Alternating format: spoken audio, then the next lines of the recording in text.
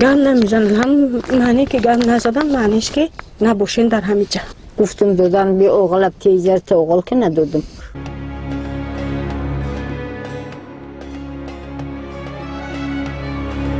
حالت زندگی من خیلی نشما خودتون دیدین. پیشکینو رئیس هم اومدن دیدن، همشون اومدن دیدن. خاطر مادرم کسی یاردم میکنه، کسی برادر میشوه، کسی دستی کمک میکنه برای خاطر فرزندان، برای خاطر معیوبی خودم، برای خاطر مادر پیرم که فرزنداش 12 فرزند کرده، فرزنداش 2 دختر مونده، بچه و دختر 10 فرزند دیگهش مردگیه.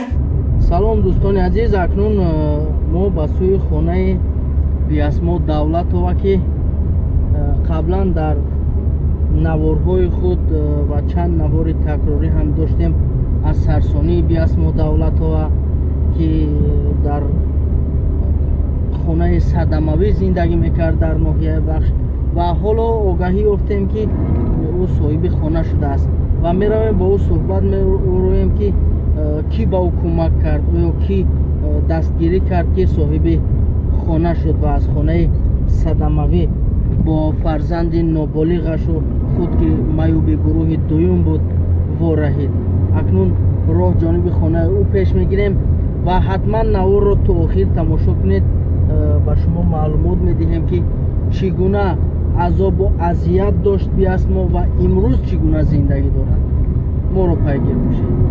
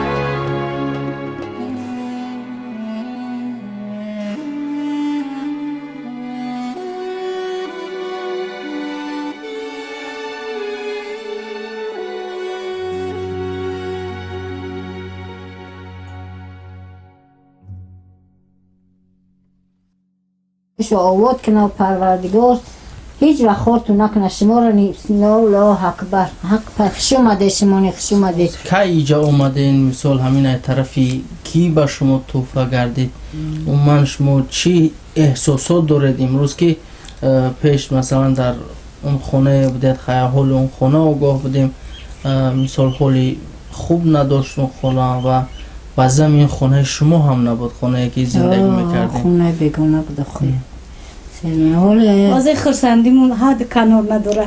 اول گریه میکردیم، حاضر گریه شادیه. اینه بلکاکا شادیه برا میشن. اینه بگو عشق شادیه. حاضر اول گریه میکردیم خونه نداریم، حاضر عشق شادیه که مصاحب خونه شدیم. برادرها حال ما را دیدن، شما هم کسایی که با تماشا میکنن دیدن حال مونه. امروز که خیلی خدا روزی شدیم، ما همه قروز عذاب داشتیم با ایجایس خدا که دیگه وضع بناتیمو نمی یک حاجی برو اومده نمی خونه را روز کرد دادمو در مدت 2 ماه 3 ماه همه خونه را روز کرد دادمو. خیلی خدا برکتش بده. ای همش از سخنای جناب اولی که دستگیری کنه به کسا به نوو کم بیزاد این ولی مایو با مثال به خونه و در سرپناه بته 8 قبول می شود. شالا حج او انسانی که ما را یاردم که چند برابر حج قبول شده است. پروردگار با حج عمرش بته. پروردگار خدا امام علی را عمر دراز تنی صحت دویم در سر دولت باشه پروردگار، هیچ وقت خارش نکنه، ما را دستگیری باشه پروردگار.